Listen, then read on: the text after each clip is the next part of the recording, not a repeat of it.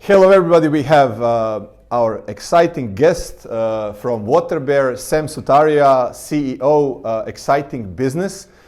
I think that in the last few years there are a lot of documentaries. I think maybe because of COVID people started spending more time on Netflix and many people started spending more time watching documentaries. But then you guys came up with a really cool idea, which is not only cool, but I think it's very good for the society, for the world, for us, for everybody.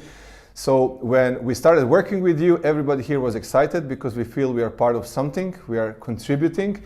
And then we realized that the entire team, starting from you, Johnny, and the rest of the team is great. So we had wonderful collaboration. So tell us who you are, what you are doing, what is your company all about? Tell us a little bit more. Well, thank you for having me. It's a cloudy day here in Amsterdam, but it's wonderful to be dialing in and chatting with you, Philip. We are WaterBear.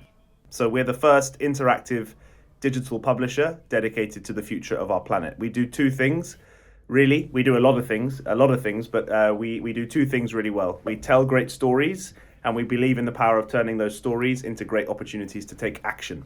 So we have an interactive publishing platform, and again, we're excited to work with Q, and we'll get into that in this call, but we are a publisher, we tell stories, and we drive action. My name is Sam, I'm the CEO. I was the first full-time employee of WaterBear. I've been working on this project for 4 years. It's been a beautiful 4 years, but a very difficult 4 years for the world. It's crazy to think that we launched the company in December 2020, which was about as deep and dark in the pandemic as you can possibly imagine. But we wanted to do something different. We wanted to stand for something, and we wanted to redefine really what success means in media. For us, it's not about clicks and impressions and views. It's about tangible, measurable impact, linking stories and publishing items to amazing opportunities to take an action. So how does this work in real life for a viewer? What is his experience? It's a great question. Well, now with our new product, obviously developed by Q, you are met with a much more engaging and interactive experience, which we can touch on. But for our customers, for our members, we call people members rather than subscribers because we are a free platform, which is very important to us. So you can access WaterBear wherever you are in 194 countries around the world. It's free, it's educational, and it's inspirational. And you can watch incredible content. That's the first kind of value proposition, our promise to our customers. You can watch amazing stories. So we buy incredible stories from around the world. We acquire stories from around the world. We license them, and we also produce them in-house. We have something called WaterBear Studios, which is a production arm of the company.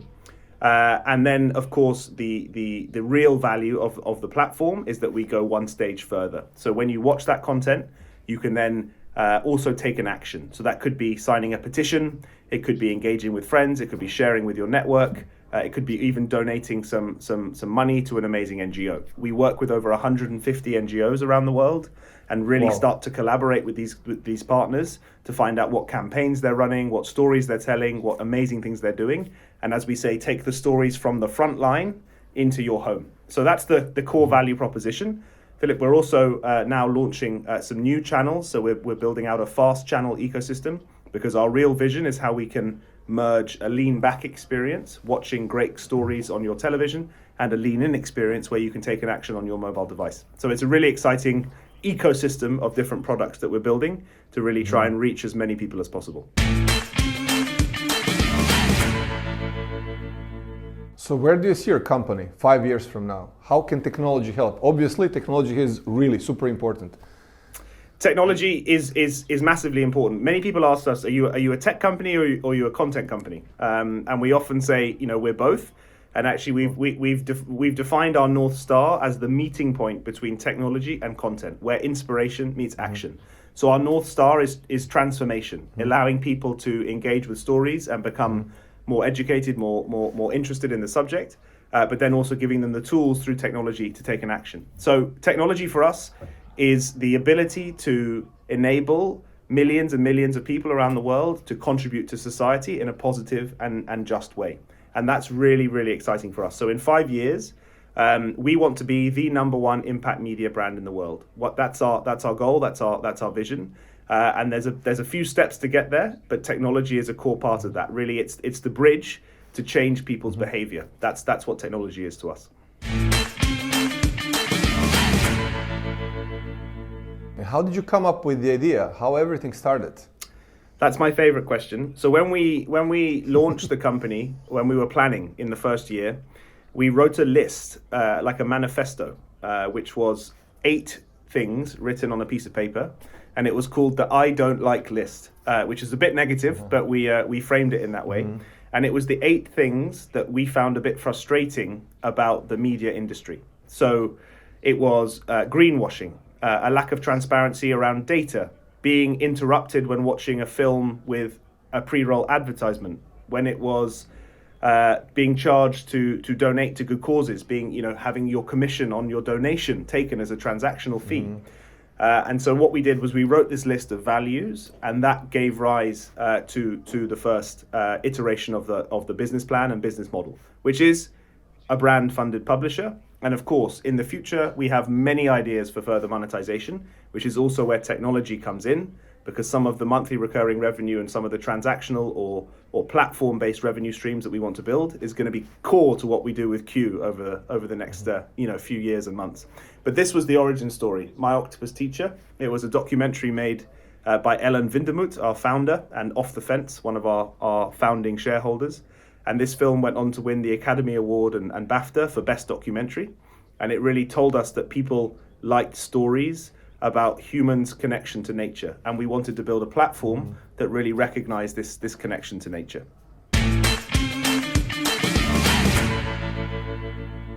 When it comes to interactivity, I think this is very special. Where do you see the world will go? I know that Sky introduced like maybe 15 years ago that red button, and everybody was like, this is going to change the way how we watch movies, how we spend time in front of our TVs. So where do you see exactly interactivity? Because if you really find the formula where people are going to take action because they're emotional, they see a documentary about something, they feel pain, they feel they want to help, they feel a need for someone to jump in, and they do an action, immediate action, and they donate or whatever, this is a great thing. So how do you think that 10 years from now people will behave? Is this really going to change more towards interactivity? Or this is just, a nice dream that people are dreaming, but people will always be lazy and just, watch Netflix and without actually doing anything? I know some people will. I know that you are changing the world for sure with it, but how much can you change? It's a great question. I think there's a lot in that question. You look what's happening with AI at the moment. Who knows where the world's going to be in 10 years? So I don't think I can't see the future. There's some very scary, very exciting, very awesome things going on. But your point is a good one, right?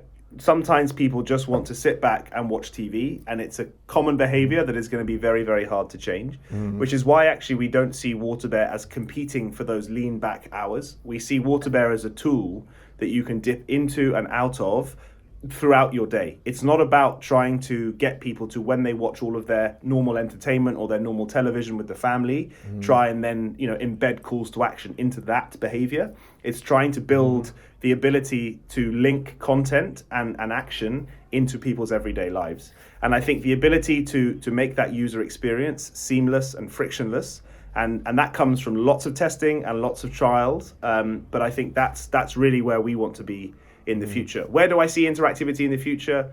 I don't know. To be really honest, I'm a bit of a traditionalist, and I think people need to spend less time on screens and more time outside and actually really connect deeply in the physical world. And I think that's something that we want to explore. It's how we can link the digital experience with the physical experience and actually get people to really connect in that way. Tell us now more about Q and WaterBear, how things are going there on that sphere. It's been a real pleasure working with Q over the last few months. I have spoken to all of the team here at WaterBear, and they only have fantastic things to say about the whole Q team. So honestly, from everyone here, thank you so much for everything you've done. We had a very bold transition plan that we agreed last summer. We are just in the final stages of our next funding round. We wanted to re-platform the company ready for growth. We wanted to upgrade and update our editorial line, recruit a new team, and 100 other things. And actually the core of the transition plan was working with Q and making sure that we took the first generation WaterBear product set to a new future. And what Q have been focused on with us is really getting that MVP to market as quickly and efficiently as possible, based on the learnings and validated assumptions of our last couple of years, but also setting up a really exciting forum from which we can now fly. And that's really been the exciting thing, because really our work with Q is just beginning. But if it continues like this, I think it's going to be a very long-term relationship.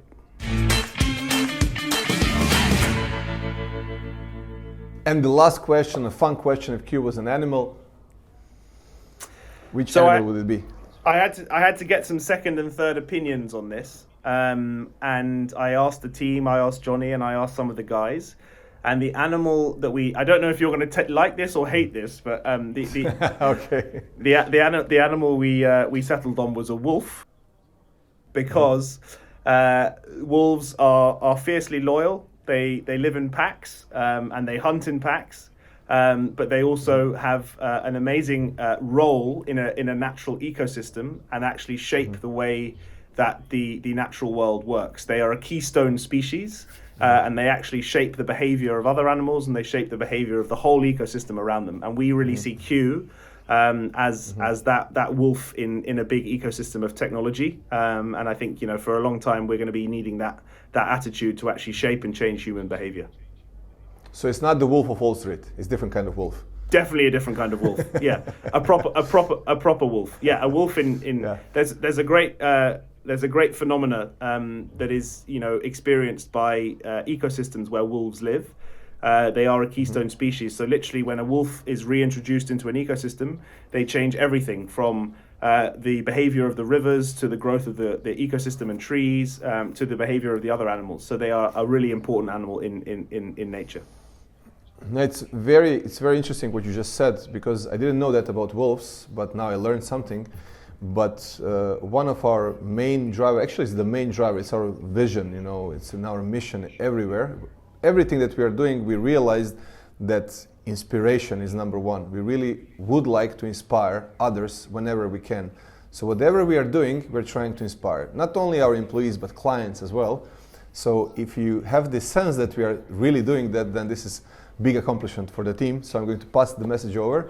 Thank you very much. It was a really great call. I really admire what you guys are doing. I admire your team. It has been wonderful, journey with you so far.